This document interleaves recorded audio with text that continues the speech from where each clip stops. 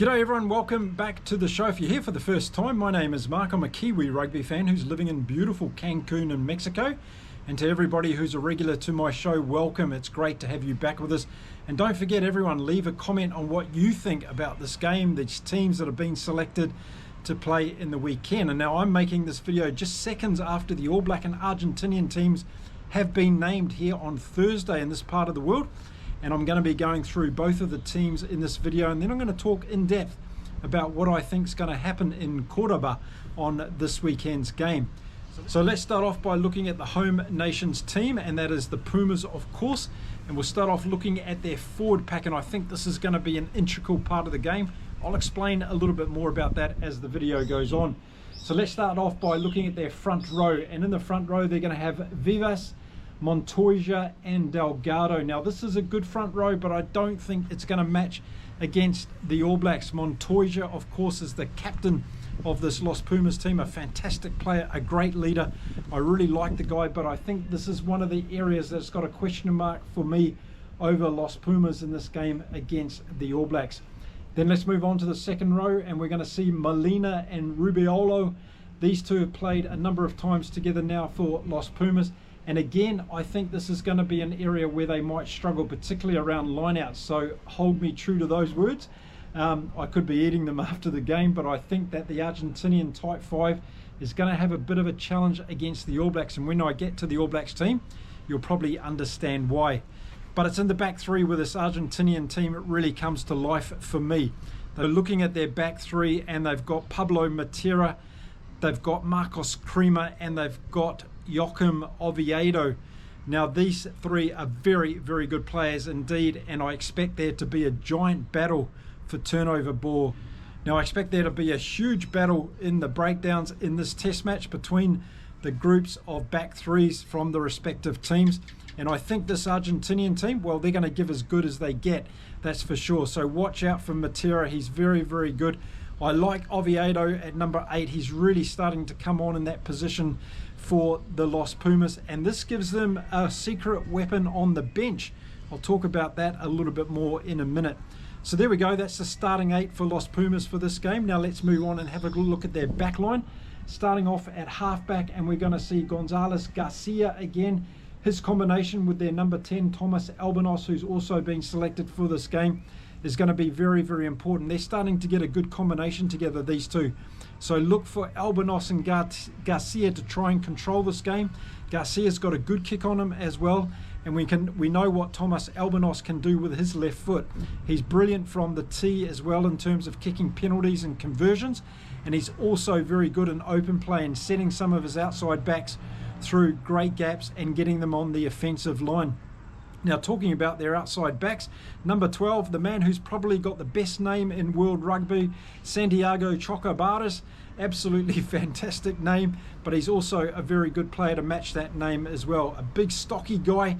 He gets over the advantage line and gives the Pumas a lot of good second phase balls. So look for Matera and Crema and Oviedo working off the back of Chocobaras' runs up the midfield. I think this is an area where they're going to be testing the All Blacks out.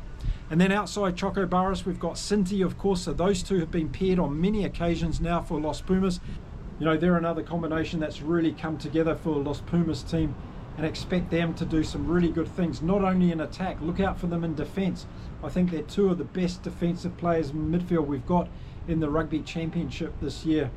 So moving out onto the wings now, and a little bit of a surprise for me, we've got Delgi on one wing. I wasn't expecting to see him there. And on the other wing, we've got Esgro, who's one of my favourite wingers in world rugby at the moment. This guy's really coming on. Watch for him to have a big game. He's one of those wingers that's big, fast, hungry. He goes chasing after the ball. He looks for work, and he can get through a gap and take off towards the try line. He knows how to score tries, this guy. And then at number 15, they've got Juan Cruz Malia, who's one of the best number 15s in world rugby. Watch for him being explosive from the back, particularly on a counter-attack. And I think that's something that this Los Pumas team will be trying to do against the All Blacks in this game. Okay, let's have a look at Los Pumas bench now in the forwards and see who they'll be bringing on. And they've got Ruiz, Titez Shapiro and Joel Scarvey will be the forwards in the front row that they bring on. Scarvey, of course, scored those brilliant tries against Australia in last year's Rugby Championship, and he's a great guy around the field. I really like how he gets involved. He's great at pick and goes as well. One of my favourite players in Los Pumas team is Joel Scarvey. And then we've got PT, and coming off the bench they've got Juan Martin Gonzalez, who I think is one of the best players in this Argentinian team. And I think this is their secret weapon. He's going to be able to come on and make a real big difference. He's great about the field. He's very good in the breakdown, so expect him to do some damage when he comes on. So those are the forwards that will come on for Argentina. Now let's have a look at the backs that they've got. And they're going to be bringing on Benitez Cruz as their halfback replacement. Santiago Carreras, who we all know and has been around for a number of years now. And their last back that's going to come on is Picado, and another good player for Argentina. So what impact will this bench have, and is it going to be able to keep the All Blacks at bay? Well, I'll tell you that after we've gone through the All Blacks team. So now the fountain's just come on behind me in the park, so if you can hear a bit of water running, that's what it is. It's not torrential rain from a hurricane or anything. We've got a fountain here that's just decided to turn itself on when I'm making my video.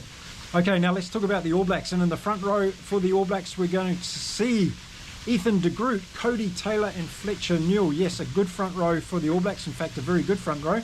I think it's time for Ethan de Groot to stand up and show us what he's got. He's got to play a bit better, I think, for this All Black team. Cody Taylor, he's getting cap number 99. A fantastic achievement by him. And congratulations to Cody Taylor and all those people associated, his family and friends.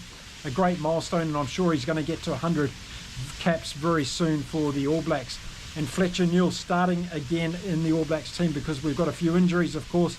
Don't forget, Tamaiti Williams is still out and Tyrell Lomax is out for the All Blacks as well. So this is not the All Blacks' best front row, but I think it's going to be good enough to do the job against the Argentinians on Saturday. Then moving into the locks, and we're going to see Fabian Holland back again, and this time with Scott Barrett. So that means Patrick Tuipulotu is going to go down to the bench, and Scott Barrett's back after his injury concern, his calf injury that he's now overcome, and he's ready to go again. Some people have asked me, actually, do you think Scott Barrett would be in this team as a starting lock if he wasn't the captain? Well, I think Patrick Tuipulotu's been playing very, very good rugby, so I think it'll be a hard decision if that wasn't the case. It is the case though, he is there as the captain, and we'll have to see how he goes on the weekend. So then moving on to the back three for the All Blacks and the forwards, and we're going to see what we probably expected. Tupou Vai back in the 6th jersey, Duplessis Karefi in the number 7, and Ardie Savea is going to start at number 8. So there we go, that's the All Blacks run on 8 for this game. What do I think of it? I think it's damn good. I think the front row though needs to have a big game and really get some dominance over the Argentinians. And I think Fabian Holland and Scott Barrett are going to have a heyday when it comes to lineouts and getting a lot of ball for the All Blacks. And I think that's going to be one of the differentiators in this game. I'm really looking forward to the loose forward battle though. I think with Kramer, Matera and Oviedo for Argentina up against Savea, Duplessis, Karefi and Tupou Vai for the All Blacks, I think this is going to be a part of the game that's going to be electric. Keep your eye on it because I think there's going to be some sinister stuff going on from both sets of loosies to get control over that ball in the breakdown, and I think that's going to be a very, very important part of this game. Okay, that's the forwards for the All Blacks. Now let's get on and have a look at their backs, and we'll start off at their halfback, and I don't think there was too many surprises here. Cortez Ratama is going to start at number 9 for the All Blacks, and outside him we're going to see Beauden Barrett back in as the main playmaker for the All Blacks in the back line. Barrett, of course, back after that hand fracture, and it seems to be good to go, so let's hope he doesn't get another knock on that hand in this particular game. Moving on to the midfield for the All Blacks, and again probably no surprises here with Geordie Barrett at 12, Billy Proctor at number 13. Good to see Razor sticking with Proctor. I think he needs time in that jersey. I've spoken about it in my previous videos, and it's good that he's getting a run, and I hope to see he gets the run against the Argentinians in both this test match and also next weekend. I just think he needs to continue to build his confidence in that jersey and also work out some defensive patterns along with Geordie Barrett. And then moving out to the wings, and this is where it gets underwhelming for me. We've got Rico Ioane and Sevu Reece, and I know a lot of you think also along the lines that I do, that we need to have faster guys in there, we need to have bigger guys in there. to keep pace with what's going on in World Rugby.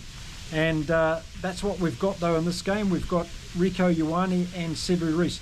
And I also give in to the fact that many of you like those two players, so I'm not going to distract that. I'm just saying I'm not major fans of both of them and looking forward to Rugby World Cup 2027. Now's the time to get the new guys in there, in my opinion, and start to set the world on light again with great wingers in the All Black team. We've had so many great wingers over the years, and I just think we're in a period or an era of the game and the All Black rugby team at the moment that we don't have those outstanding wingers that we used to see take to the field in the black jersey. And then at fullback we've got Will Jordan, of course, and is he going to score a try in this game? Well, I'm putting him down for one, that's for sure. And he's an absolute weapon for the All Blacks at number 15. He's going to be peppered with a lot of high ball in this game in the weekend, so watch out for that. That's going to be a play from the Argentinian Los Pumas on shore. So that's the starting 15 for the All Blacks. Now let's have a look at their bench. And coming off the bench in the forwards, we're going to see Taki Aho, we're going to see Ollie Norris, and we're going to see Tossi. So again, I think this is a very good bench for the All Blacks, and Razor's gone with this again. Normally we see Fletcher Newell coming off, but with the injuries in the All Blacks at the moment, we're going to see Fletcher Newell starting this game. But I think this is going to be an area where the All Blacks should have an advantage over Argentina when this time of the game comes. And then for the other two forwards for the All Blacks coming off the bench, we're going to see Tu Piloto and we're going to see Finau. I think Finau needs to step up and really show us what he can do in an All Black jersey. We haven't seen that beast mode really come out of him yet, have we? And we know what we're going to get from Patrick Tu Piloto. He's going to be a wonderful stand-in coming off the bench for the All Blacks.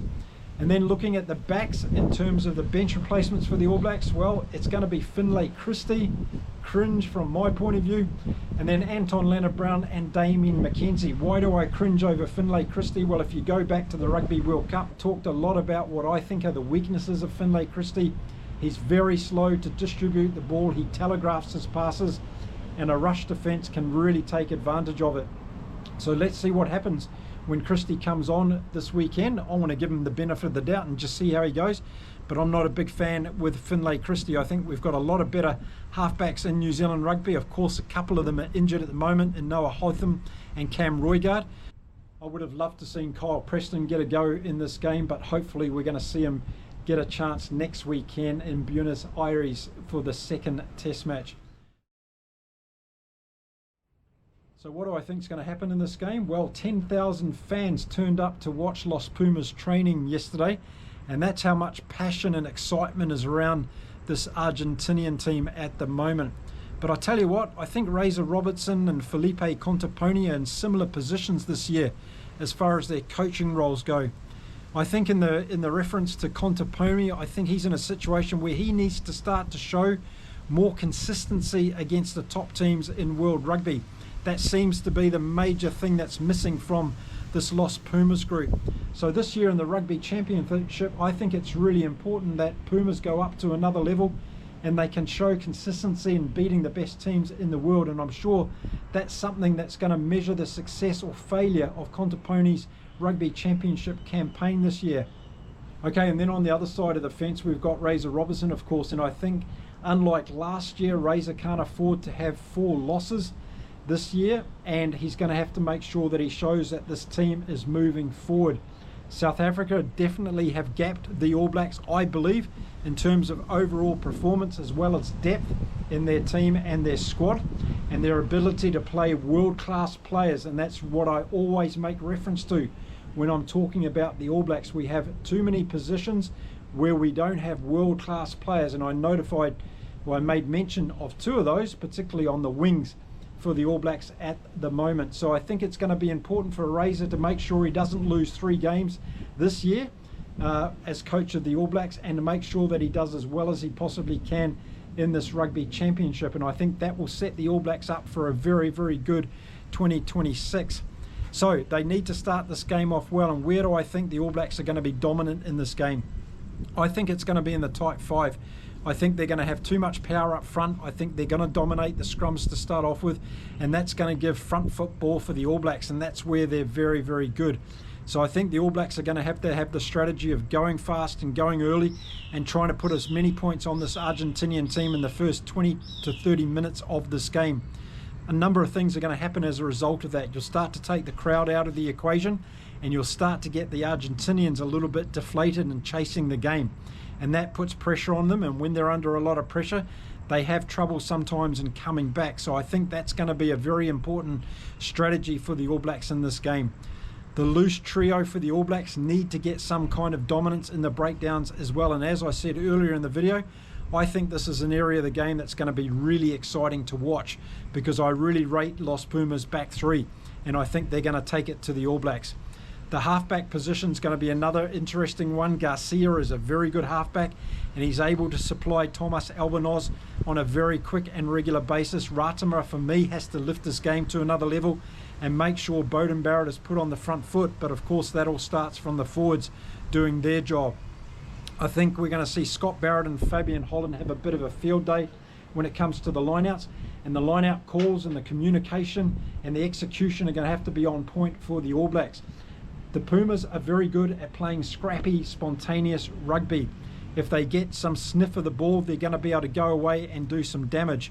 When they beat South Africa last year, they only had 44% of the possession in the game. They only had 45% of the territory, but they were able to beat South Africa in Argentina. So they only need to have scraps to work off with, because they've got a very, very spontaneous game plan, and they can make some damage out wide, particularly in their back three. So watch out for the Pumas trying to play that kind of disruptive game to the All Blacks. The All Blacks will want to play fast, high intensity, but they'll want to make sure their execution is right on point. Razor talks about this a lot, and we haven't seen it for a constant 80 minutes from the All Blacks in the past. That'll be something they're wanting to achieve in this particular game. Now, there's going to be no doubt that the Pumas have their opportunities in this game, so when they get down into the All Blacks red zone, they're going to want to make sure they put points on the board. You can guarantee that Albornoz is going to put balls deep into the corners of the All Blacks, put pressure on their defence, and I wouldn't be surprised if we see a number of penalties awarded to Los Pumas so he can take kicks at goal. And I wouldn't be surprised if we see the odd drop goal attempt from Albornoz as well, because any points against the All Blacks, I think, in this game are going to be important. But is the Argentinian defence going to be able to stop the All Blacks from getting through? I think they're going to have a lot of trouble, but we're going to have to see great games from Geordie Barrett and Billy Proctor. We're going to have to see really good follow-up by Sevu Reece and Rico Ioane out wide. And of course, Will Jordan can make any spontaneous breaks from halfway or inside the Argentinian half. So watch out for him doing that. There will be a high ball battle in this game. It'll come from Garcia and Albornoz. Expect Albornoz to put up some towering high balls in the beginning of this game to put the pressure under the All Blacks at the back three.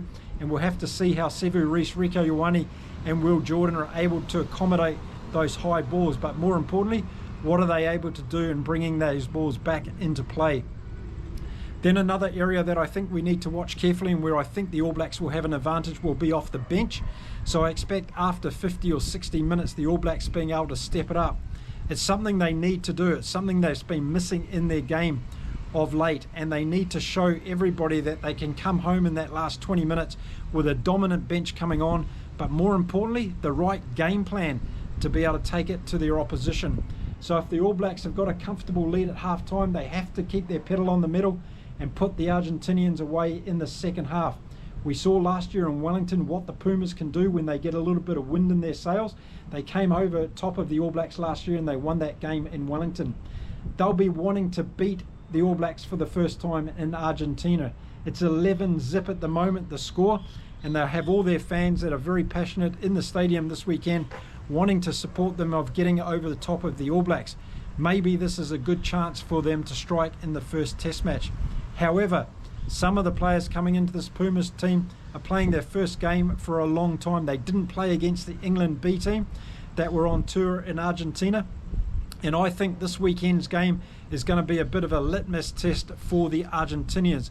I suspect next weekend that they're going to go a lot better, and I think that's going to be the game where they could give the All Blacks the most problems. So I think in this game they're going to be a little bit rusty with some of their combinations. I think the All Blacks are going to hit the ground running after that series against France, and therefore I'm picking the All Blacks to have a comfortable win in this game. However, if Argentina start off really well, they put some points on the board, they get the crowd into the game, this could be a slugfest and it could get really interesting. And if it is the case with the Pumas scoring a number of tries in the first half, we could see a high score in this game as well. The Pumas could put on 20 plus points against the All Blacks, but I think the All Blacks have the artillery to deal with this, and I wouldn't be surprised if the All Blacks scored 30 or 40 points in this game, and that's going to be too much for Los Pumas. So there you go, that's my prediction. The All Blacks are going to win this one unless the Pumas get off to a great start, get the crowd into it, get their tails up and all the rest of it. But I think the All Blacks are going to be too classy with their starting 15 and with what they've got coming off the bench. But it's going to be an exciting game. As we all know, we never know what we're going to get from the Pumas.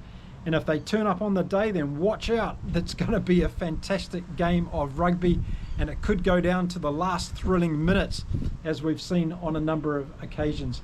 Now, let me know in the comments what you're thinking about this game. What do you think of the two teams? Were there any surprises? I was surprised that Mateo Carreras was not in the Argentinian team. That was one of the players I thought would feature in that team. And from the All Blacks, I was a little bit disappointed that Kyle Preston didn't get a go off the bench. I was preferring him over Finlay Christie any day, but we'll have to see what happens in this game with Finlay Christie and also what Razor decides to do next week. Pressure on both coaches in this game. I'm sure we're going to see some nervous faces up in the coaches' boxes throughout the game. So let's see how this one pans out. Let me know in the comments what your call is on this one. So there we go, everyone. Those are my thoughts around what's going to happen on the weekend in Argentina between the Los Pumas and the All Blacks. Let me know in the comments what you think, and I'll look forward to reading all of those. I'll be back again soon with plenty more content on Inside Rugby here with Mark. Until then, it's time to say adios from beautiful Cancun in Mexico. Thank you very much for watching my videos, and I look forward to being back again very soon. Until then, it's bye for now.